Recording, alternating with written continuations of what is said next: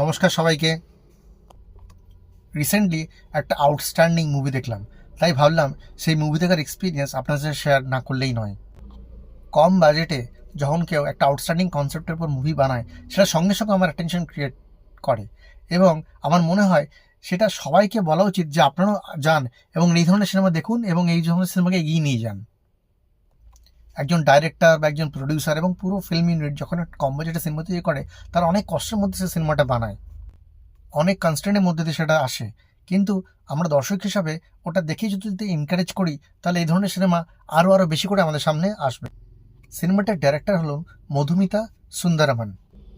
তিনি মূলত তামিল ফিল্ম ইন্ডাস্ট্রিতেই বিখ্যাত এবং সেখানেই ছবি বানান এবং এই সিনেমাটি তার 6 নম্বর ছবি।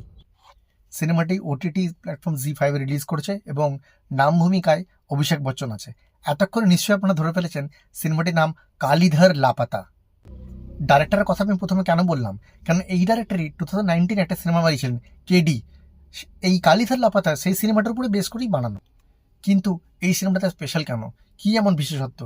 জাস্ট দুটি ক্যারেক্টার, বিশ্বাস করুন, জাস্ট দুটি ক্যারেক্টার, অভিষেক বচ্চন অ্যাজ কালিধর এবং দৈবিক বঘেলা অ্যাজ বল্লু, ছোট্ট ছেলেটি। এই দুজনের যুগলবন্দি পুরো সিনেমাটাকে টেনে নিয়ে গেছে এবং আপনাকে একান্তভাবে জড়িয়ে ফেলবে সিনেমাটার সাথে। সিনেমাটি এই মাসেই ওটিটি জি5 রিলিজ হয়েছে এবং এর মধ্যে ব্লকবাস্টার হিসেবে নিজেকে প্রতিষ্ঠিত করেছে। যেহেতু এটি কোনো সাসপেন্স থ্রিলার নয়, কিছুটা তো বলা যেতেই পারে। অভিষেক বচ্চন ওরফ কালিধর হলো একজন অকৃতদার মানুষ, যার মেমোরি লসের প্রবলেম আছে, যার জন্য এবং কিছু বিষয় সম্পত্তি ব্যাপারে তাদের ভাইদের মধ্যে লোভের কারণে এবং সর্বোপরি তার কাছ থেকে পিছু ছাড়া পাওয়ার জন্য তাকে কুম্ভ মেলাতে গিয়ে ছেড়ে দিয়ে আসে। এবং যেহেতু তার মেমোরি লসের প্রবলেম, সে বাড়ি ফিরতে না পারায় বিভিন্ন রকমভাবে এই 8 বছরের ছেলে বা বাল্লুর সাথে তার পরিচয় হয়। বাল্লু একজন অনাথ এবং মন্দিরে থাকে এবং গ্র্যাজুয়ালি তাদের দুজনের মধ্যে একটা অসম বয়সে বন্ধুত্ব পরিণত হয়। যত দিন এগোয় সে বন্ধুত্ব আরও গাঢ় থেকে গাঢ়তর হয়ে ওঠে এবং একে অপরের জন্য অপরিহার্য হয়ে যায়।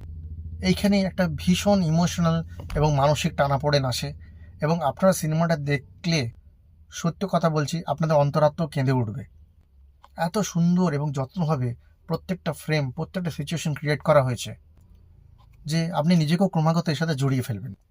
IMDb রেটিং 8.2 এবং জাস্ট 2 ঘন্টারও কম টাইমের জন্য আমি আপনাদের বলবো এই সুযোগ মিস না করতে এবং এই সিনেমাটা যেন আপনারা অবশ্যই দেখেন এবং বাড়ির বাচ্চাদের সঙ্গে নিয়েও আপনি দেখতে পারেন।